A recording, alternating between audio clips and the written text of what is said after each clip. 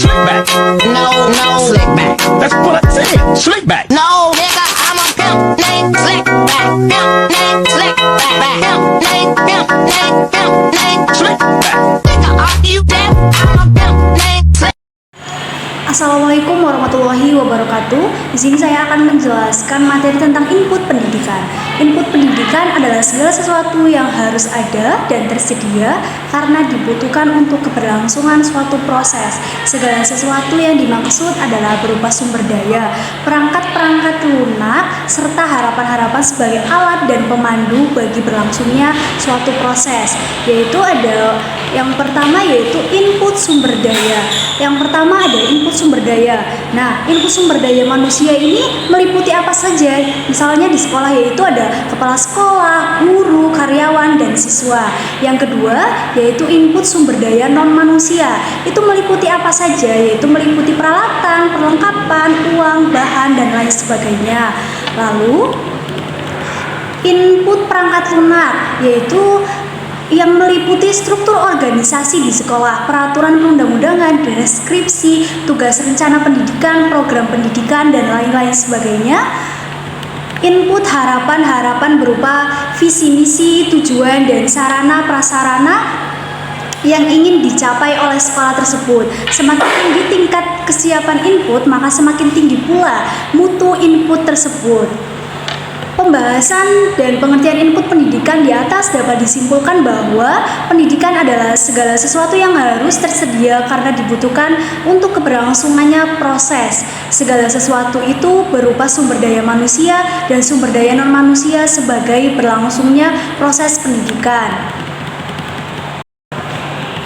Perlu diperhatikan untuk pengolahan input pendidikan berbasis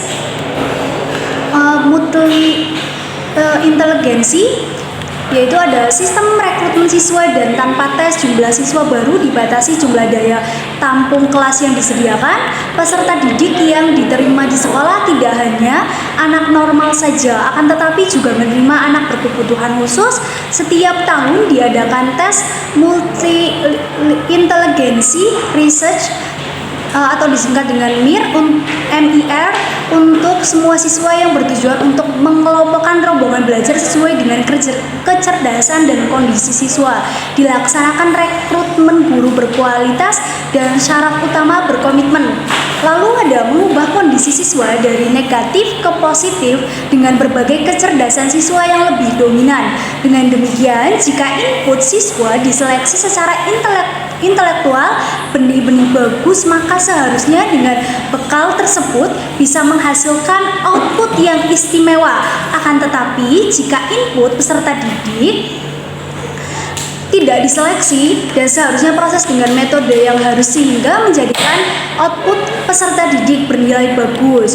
Untuk menunjang sampai suatu input pendidikan tidak hanya pada peserta didik saja, akan tetapi input pada guru yang berkualitas dan standar, bukan asal menerima. Input visi misi ini bertujuan untuk pendidikan yang lebih progresif. Hasil kesuksesan akademik peserta didik bisa dibilang sukses apabila dipengaruhi oleh kualitas pengajaran yang diberikan kepada peserta didik. Lalu ada seperti kelas reguler tanpa diskriminasi ruangan, sumber daya, atau kelas pendidikan khusus. Harus dilakukan inklusi tersebut dan akan bekerja lebih baik jika guru, kelas reguler, dan khusus diberikan pelatihan yang panjang dan baik. Merencanakan waktu, dukungan, administrasi, dan terkadang staf pengajar tambahan. Nah, di sini ada input pendidikan yang lebih penting, adalah seleksi untuk seorang pendidik yang benar-benar kompeten pada kemampuan mendidiknya. Mengalami kendala pada seleksi masuk guru. Kebanyakan di sekolah hanya memberdayakan orang yang lulusan kurang kompeten dan pendidikan yang sudah berusia senja. Oleh sebab itu, perlu modernisasi pendidikan di bidang seleksi calon guru, baik untuk guru, baik untuk peserta. Lalu selanjutnya yaitu output pendidikan. pendidikan. Yang dimaksud sebagai output atau keluaran adalah bahan jadi yang dihasilkan oleh transformasi. Yang dimaksud output ini adalah siswa lulusan sekolah yang bersangkutan untuk dapat menentukan apakah seorang siswa berhak lulus atau tidak. Perlu diadakan kegiatan penilaian sebagai alat penyaring kualitas. Output pendidikan adalah kinerja sekolah, sedangkan kinerja sekolah itu sendiri adalah prestasi sekolah yang dihasilkan dari proses atau perilaku sekolah. Output pendidikan adalah merupakan kinerja sekolah. Kinerja sekolah adalah prestasi sekolah yang dihasilkan dari proses atau perilaku sekolah. Kinerja sekolah dapat diukur dari kualitasnya, efektivitasnya, efisiensi dan inovasi, kualitas kehidupan kerja dan moral kerjanya. Untuk yang berkaitan dengan mutu output sekolah, dapat dijelaskan bahwa output sekolah dikatakan berkualitas bermutu jika prestasi sekolah, khususnya prestasi belajar siswa, menunjukkan pencapaian yang tinggi dalam satu, yaitu prestasi akademik berupa nilai ulangan umum, lalu ada karya ilmiah, lomba akademik, prestasi non akademik seperti misalkan olahraga, kesenian, keterampilan, dan kegiatan-kegiatan ekstrakurikuler lainnya. Sasaran evaluasi pembelajaran. Sasaran evaluasi proses pembelajaran adalah pelaksanaan dan pengelolaan pembelajaran untuk memperoleh pemahaman tentang strategi pembelajaran yang dilaksanakan oleh dosen, serta cara mengajar dan media pembelajaran yang digunakan oleh dosen dalam pembelajarannya, serta minat, sikap, dan cara atau kebiasaan belajar siswa tersebut. Lalu sasaran pokok dalam evaluasi pendidikan adalah pribadi peserta didik secara utuh untuk mengetahui sejauh mana perkembangannya setelah mengalami pendidikan dan pengajaran selama jangka waktu tertentu, misalnya dalam semester 1, semester 2, dan seterusnya. Oleh karena itu, pendidikan merupakan suatu proses berkesinambungan dan merupakan suatu sistem yang terdiri dari beberapa komponen yang saling berkaitan dan saling mempengaruhi. Maka evaluasi yang lengkap adalah evaluasi yang mencakup semua komponen sistem tersebut, yaitu isi dari semua komponen dan hasil pendidikan yang merupakan output dan sistem tersebut. Evaluasi terhadap isi pendidikan antara lain, yang pertama ada bahan pelajaran yang diajarkan. Bahan pelajaran yang diajarkan itu maksudnya evaluasi mengenai bahan pelajaran yang dimaksud untuk mengetahui apakah sesuai atau tidaknya bahan tersebut dengan tingkat perkembangan peserta didik, bisa mulai dari kecerdasan, umur, minat, dan lain-lain.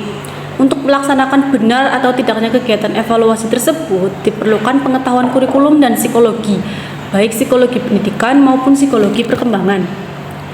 Lalu yang poin B ada situasi lingkungan dan keadaan sekolah, termasuk sarana dan prasarana pendidikan yang tersedia. Lalu poin C, keadaan guru-guru dan pegawai. Yang dimaksud dari keadaan para guru dan pegawai itu adalah evaluasi ini dimaksudkan untuk mengetahui apakah sudah memadai baik kualitas maupun kemampuan dan jumlah dari tenaga pendidik tersebut. Poin selanjutnya, contoh evaluasi terhadap proses dari pendidikan. Yang poin pertama bisa dilihat di PPT, bagaimana cara guru mengajar, termasuk metode dan strategi apa yang digunakan dan sejauh mana tingkat efektivitas perilaku mengajarnya. Lalu yang poin B, bagaimana cara siswa belajar dan bagaimana minat serta perhatiannya terhadap pelajaran. Lalu yang poin C, berapa lama waktu yang dialokasikan untuk belajar dan mengajar, serta bagaimana pelaksanaan kurikulum secara aktual, apakah guru-guru benar mematuhi target mengajar atau sering absen. Selanjutnya ada evaluasi terhadap hasil pendidikan. Ada 4 poin. Yang pertama, bagaimana perkembangan pengetahuan dan pemahaman peserta didik terhadap bahan pelajaran yang diberikan. Lalu poin selanjutnya, bagaimana tingkat kecerdasan dan cara berpikirnya. Dan poin C, bagaimana keterampilan dan kecekatannya. Dan poin D, bagaimana perkembangan jasmani dan kondisi kesehatannya. Dalam setiap proses pembelajaran diperlukan keseluruhan atau dapat memilih salah satu maupun beberapa pendekatan dengan komponen yang meliputi mengamati, menanya, mencoba, mengolah, menyajikan, menyimpulkan, dan mencipta.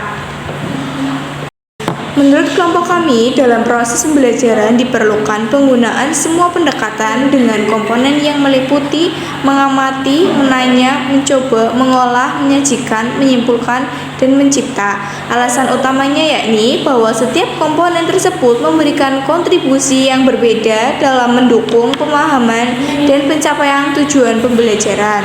Misalnya, saat mengamati, siswa akan belajar dengan menyaksikan dan memperhatikan secara langsung objek atau fenomena yang sedang dipelajari.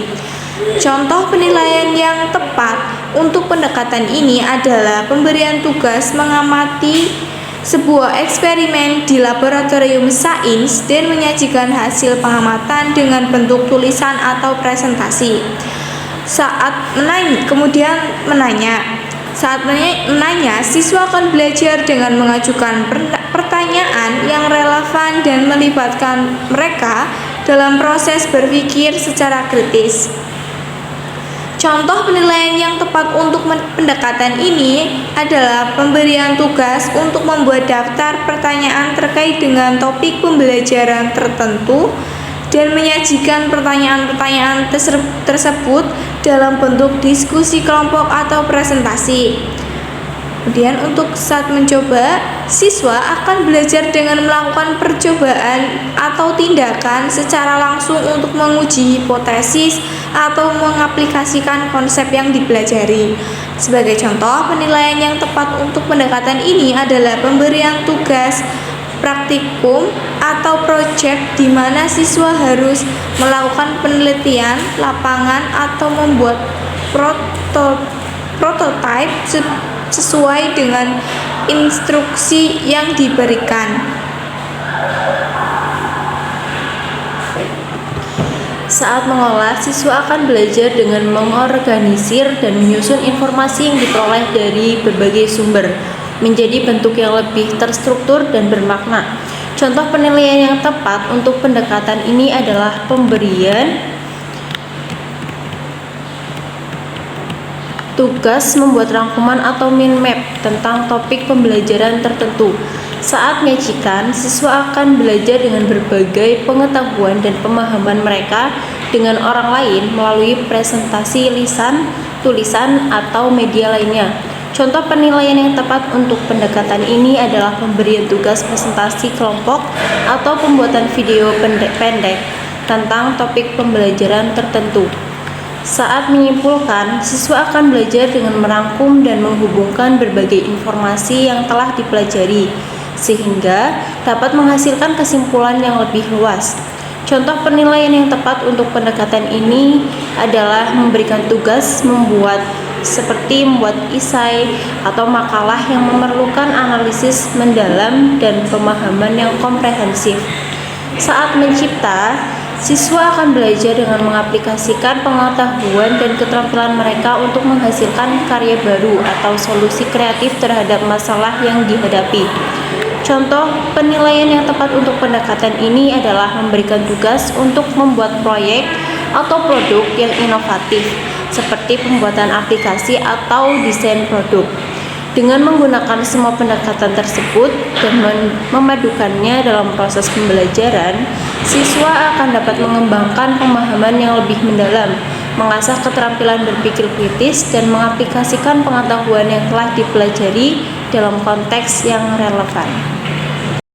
Selanjutnya, materi terakhir yaitu poin D, mengapa evaluator perlu memperhatikan kriteria dalam melakukan evaluasi. Menurut Magdalena, Hadana, dan Rafiza 2020, evaluasi secara umum dapat diartikan sebagai proses sistematis untuk menentukan nilai suatu ketentuan, kegiatan, keputusan, unjuk kerja, proses, orang, objek, dan yang lain berdasarkan kriteria tertentu melalui penilaian. Untuk menentukan nilai suatu dengan cara membandingkan dengan kriteria, evaluator dapat melangsungkan membandingkan dengan kriteria umum Dapat pula melakukan pengukuran terhadap suatu yang dievaluasi, kemudian membandingkan dengan kriteria tertentu. Dari pernyataan di atas, mengapa evaluator perlu diperhatikan kriteria dalam melakukan evaluasi? Karena dengan memperhatikan kriteria, evaluator akan mudah mengambil penilaian evaluasi terhadap siswa dengan berpedoman dengan kriteria yang dibutuhkan dalam evaluasi seperti ketentuan, kegiatan, keputusan, unjuk kerja, proses, orang, objek, dan yang lainnya.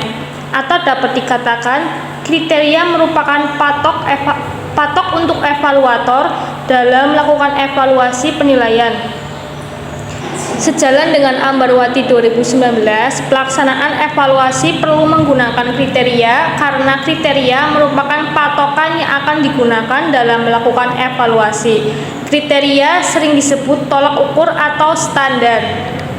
Menurut Arik Kunto dan Jabar dalam Ambarwati 2019, ketika evaluator tidak melakukan kriteria tersebut maka dapat mengakibatkan yakni 1. Ketika evaluator tidak melakukan kriteria tersebut, maka tidak akan ada kriteria atau tolak ukur. Evaluator akan menjadi bingung dalam melakukan penilaian terhadap objek yang akan dinilai karena tidak ada patokan yang diteliti. 2. Ketika evaluator tidak melakukan kriteria tersebut, maka tidak akan dapat digunakan untuk menjawab atau mempertanggungjawabkan hasil penilaian yang sudah dilakukan. Jika ada orang yang ingin menelusuri lebih lanjut atau mengkaji ulang. Yang ketiga, ketika evaluator tidak melakukan kriteria tersebut, maka tidak akan ada tolak ukur yang digunakan untuk mengekang masuknya unsur subjektif yang ada pada diri penilai. Dengan tidak adanya kriteria, maka dalam melakukan evaluasi, evaluator dapat mendasarkan diri atas pendapat pribadi. Keempat, ada ketika evaluator tidak melakukan kriteria tersebut. Dengan tidak adanya kriteria atau tolak ukur, maka hasil evaluasi tidak akan sama meskipun dilakukan dalam kondisi fisik penilai yang berbeda pula.